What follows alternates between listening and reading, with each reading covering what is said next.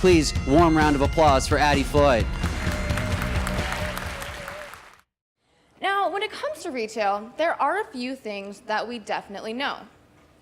For example, we know that over 5,000 brands have shut down their brick and mortar stores just this year. But retail is about a lot more than just one platform like brick and mortar.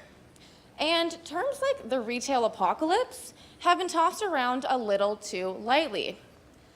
Now, we've been tracking retail since the emergence of Trend Hunter. And since the beginning, we've seen a lot of tension between the online and offline worlds of shopping.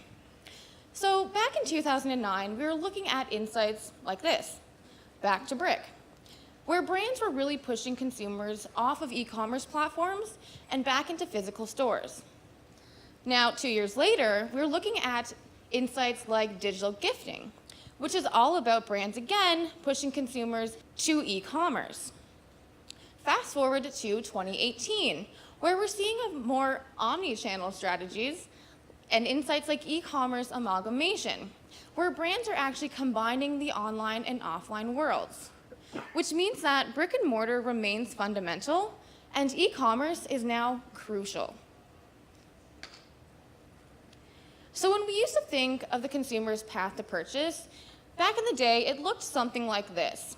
First, you need a product, of course, but in order to sell that, you needed to have a physical retail space, which would actually allow you to retain and obtain your consumers. But this way of thinking is simply too outdated.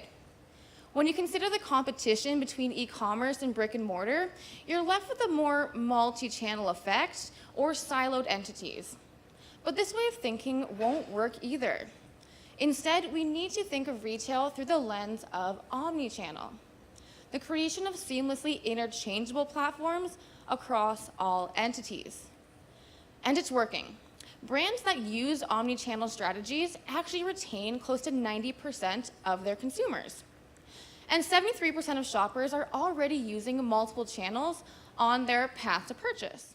So how can you integrate your brand and products into adjacent markets? And what is one industry that you could tap for inspiration?